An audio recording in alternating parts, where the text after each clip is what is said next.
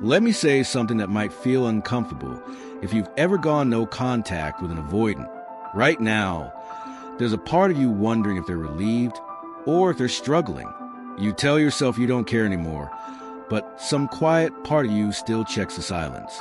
Not for a message, but for meaning. Because what really messes with you isn't the distance. It's not knowing what's happening on the other side of it. Most men assume no contact creates clarity.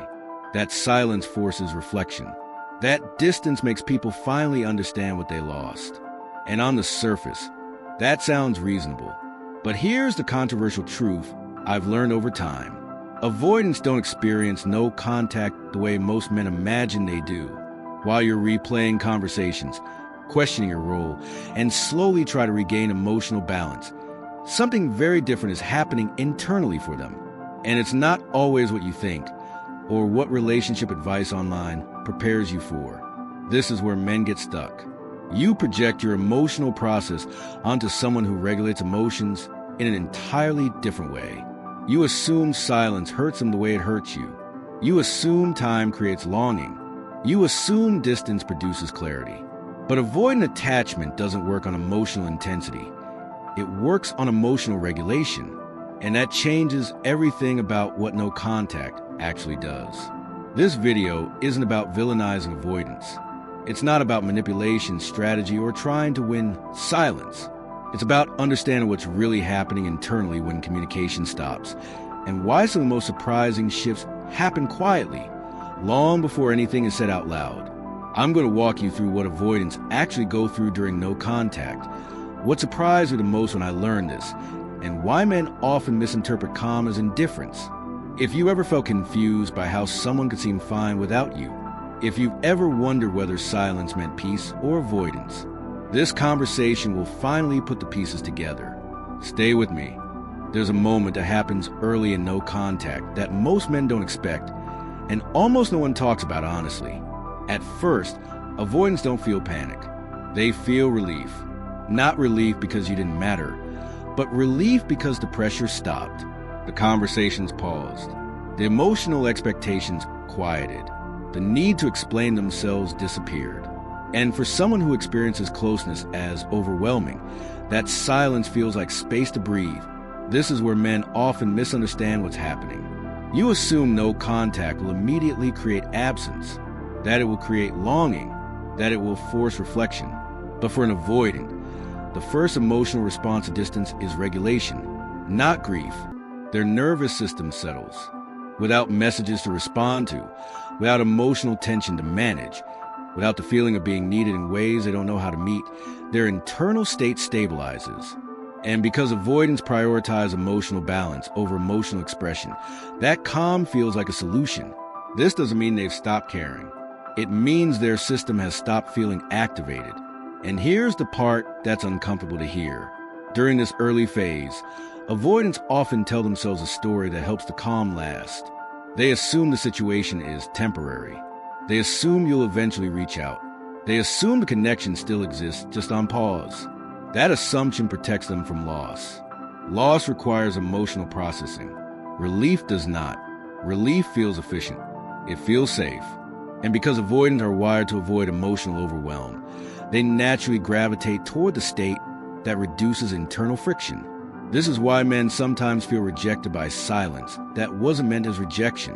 What you're interpreting as emotional distance is, in their mind, emotional regulation.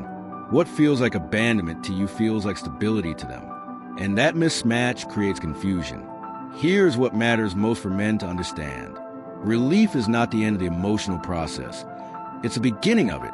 Avoidants don't skip loss. They delay it. As long as silence feels calming, there's no urgency to reflect deeply. No need to evaluate the relationship. No motivation to confront unresolved feelings. Calm postpones reckoning. This is why reaching out too soon backfires. When you interrupt this phase, you restore the familiar dynamic. You confirm that space reduces pressure without consequence. And you reinforce the idea that emotional distance works. But when silence continues, without drama, without provocation, without emotional leakage, something subtle begins to shift. The calm becomes neutral, then empty, then unfamiliar. and unfamiliar is uncomfortable for avoidance. This is where relief slowly gives way to awareness. Not always longing, not always regret, but curiosity. A question forming quietly. Is this actually ending? That question doesn't surface early. It emerges only when relief no longer feels like control. And that's the mistake men often make. They judge the outcome too early. They see calm and assume indifference. They see silence and assume detachment. They see no reaction and assume failure. But avoidant processing is delayed, not absent. No contact doesn't create immediate loss for avoidance. It creates space where loss can eventually be felt. Yet the silence is real. Understanding this keeps men from panicking, overcorrecting, or breaking their own emotional ground too soon. Relief comes first. Loss comes later.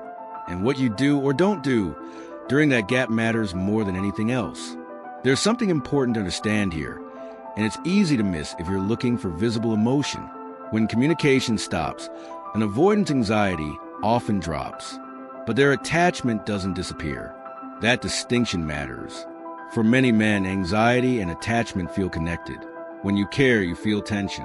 When distance shows up, you feel in your body. But avoidants don't experience attachment through emotional activation. They experience it through containment. So when silence begins, their system interprets it as safety. No messages to respond to, no expectations to meet, no emotional intensity to manage. And because their anxiety is lowered, it can look like they're doing better without you. That's the part that confuses men the most. You assume calm means they're detached. You assume peace means you didn't matter. You assume silence means closure. But attachment doesn't vanish just because anxiety quiets down. It simply goes dormant. Avoidants are skilled at compartmentalizing. They can store emotional bonds without actively engaging with them. They don't need constant contact to feel connected internally, especially when distance feels regulated rather than threatening. This is why they can appear functional, composed, and unaffected during no contact. They're not processing loss yet. They're experiencing relief from emotional stimulation. And here's where men often misread the situation. You start measuring their attachment by external behavior, by whether they reach out, by whether they show visible signs of missing you, by whether they appear unsettled. But avoidant attachment isn't loud. It's quiet, internal, and often delayed. Their bond doesn't dissolve when silence begins. It remains stored, untouched, waiting for conditions that feel emotionally safe enough to revisit it. That's why sudden reappearances happen later, after long periods of quiet. Not because something dramatic changed overnight, but because the internal pressure finally returned. Here's the uncomfortable part. Silence lowers their anxiety so effectively that it can delay emotional reckoning. As long as they feel regulated, there's no urgency to question the relationship, no push to resolve uncertainty, no reason to reopen emotional vulnerability. This is why men feel stuck during no contact. You're processing in real time. They're postponing processing. And if you don't understand this difference, you'll interpret timing as meaning. You'll assume the silence means you didn't matter. You'll assume the calm means they moved on. You'll assume the lack of contact means the bond is gone. But attachment doesn't dissolve on the same timeline for avoidance. It surfaces when anxiety returns. That return often happens when silence stops feeling safe, when the distance becomes ambiguous rather than controlled, when time passes without reassurance, when the possibility of permanent loss becomes real. Until then, calm is a resolution. It's regulation. Understanding this helps men stay grounded. It keeps you from reacting emotionally to what looks like indifference. It prevents you from breaking silence just to test whether you still matter. Because attachment doesn't announce itself during calm. It reveals itself when avoidance can no longer keep anxiety down. And by then, the dynamic has already shifted, often in ways you didn't expect. There's a delayed awareness that happens during no contact, and this is where timing becomes deceptive. Avoidants don't immediately register absence as loss. At first, silence blends into their emotional landscape. It feels neutral, manageable, almost normal. And because nothing is demanding their attention, the absence doesn't stand out. This delay isn't intentional. It's protective. Their attention naturally moves away from emotional disruption and toward stability. when silence removes friction. The mind adjusts quickly. Days pass without internal alarms. The connection feels distant but not threatened. During this time, they're not thinking in terms of endings. They're thinking in terms of space. What most men don't realize is that awareness arrives later, and quietly, it begins as a subtle shift. A moment where the absence feels noticeable instead of quiet, where something that used to exist in the background is suddenly missing, not urgently, not emotionally charged, just absent. This is when internal questions begin to form, not dramatic ones, not emotional ones, but reflective ones. The realization isn't, I miss them. It's, they're really not here. That distinction matters. Avoidants process absence cognitively before they process emotionally. They notice the change in rhythm before they feel the weight of it. And because this awareness doesn't come with emotional urgency, it's easy to underestimate. From the outside, nothing changes. From the inside, something has shifted. This is where men often misjudge the timeline. You expect recognition to be immediate. You expect silence to register as loss right away. But for avoidance, awareness follows stability, not disruption. Only when silence becomes consistent does it become real. Consistency turns absence into a pattern, and patterns are harder to dismiss. As this awareness settles in, the emotional layer slowly follows, not in waves, not in intensity, but in quiet acknowledgement. The connection is no longer paused, it's unresolved. This is when uncertainty starts to replace comfort. They're no longer regulated by silence. They're no longer soothed by distance. They're aware that something has changed, even if they can't name it yet. And that awareness doesn't rush them to act. It sits. It lingers. It creates internal tension, not emotional chaos, but cognitive dissonance. The idea that the connection still exists clashes with the reality that access might be gone. That's the moment men don't see, but feel the effects of later. Because once absence is noticed, it can't be unnoticed.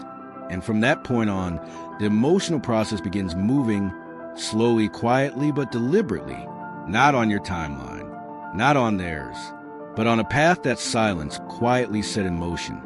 Let me speak to you directly here, without judgment, without intensity, just honesty. One of the biggest mistakes men make during no contact is assuming that calm equals strength. When an avoidant appears composed, unbothered, or emotionally steady, it's easy to believe they're grounded, confident, or in control. But calm isn't always strength. Sometimes, it's avoidance working exactly as intended. This is where men need to wake up. Avoidant calm often comes from distance, not resolution. It's a regulated state, not an integrated one. And when you confuse that calm with emotional maturity, you start doubting yourself instead of understanding the dynamic. You tell yourself they're fine without you. You assume they've moved on cleanly. You wonder if you were the unstable one for feeling the loss more intensely. That interpretation quietly undermines you. Here's the criticism, and it's meant to sharpen you, not shame you. Many men measure emotional strength by visible composure, by who reacts less, by who seems unaffected. But emotional strength isn't about how little you feel. It's about how honestly you process what you feel. Avoidants look calm because they've learned to deactivate emotion under stress. That skill keeps them functioning, but it doesn't mean they're doing deeper emotional work. And when men mistake emotional deactivation for mastery, they start chasing the wrong goal. They try to be colder, more distant, less responsive. They think strength means matching detachment with detachment. That's the trap, because now you're not acting from clarity. You're reacting to appearance. Here's the wake-up advice you need to hear clearly. Stop measuring emotional health by who feels less. Feeling lost doesn't make you weak. Processing connection in real time doesn't make you unstable. It makes you aware. Strength is not the absence of emotion. Strength is self-regulation without self-abandonment. When you understand this, everything shifts. You stop competing with someone's calm. You stop interpreting silence as superiority. You stop shrinking your emotional awareness to feel safer. And here's where no contact becomes useful again. Not as a mirror, not as a test, but as a boundary. You're not watching how calm they look. You're paying attention to how you feel, what you tolerate, and what kind of emotional environment you choose to stay in. Avoidant calm doesn't mean they're winning. It means they're regulated. And regulation without reflection eventually reaches a limit. When you stop misreading calm as emotional strength, you stop chasing appearances and start building grounded confidence. Confidence that doesn't depend on how someone else processes distance. That's the level men need to operate from. Quiet, clear, unmoved by surface signals. That's not detachment. That's maturity. There's a turning point in no contact that most men never see, but it's the moment everything changes internally for an avoidant. At first, silence feels controlled, predictable, safe, but eventually that safety expires. Not suddenly, not dramatically, quietly. What changes isn't the silence itself. It's what the silence means. When enough time passes without emotional leakage, without check-ins, without reassurance, the distance stops feeling like a pause and starts feeling like a direction. And that's when no contact stops regulating them. Up until this point, silence has reduced pressure. It's lowered anxiety. It's allowed them to stay emotionally contained. But when the possibility of permanent loss becomes realistic, the nervous system responds differently. Safety turns into uncertainty. Avoidants are deeply sensitive to loss of control. Not control over people, but control over emotional exposure. When silence no longer feels reversible, the internal balance shifts. They begin to feel something they've been avoiding. Not panic, not desperation, but awareness. The awareness that access might not return. That the emotional door may no longer be open by default. That the connection they assumed was waiting may have changed or closed entirely. This is where internal processing finally accelerates. Questions surface that were previously unnecessary. Thoughts they postponed return quietly. Emotional material they delayed now demands attention. Not because of pressure from you, but because their internal system can no longer ignore it.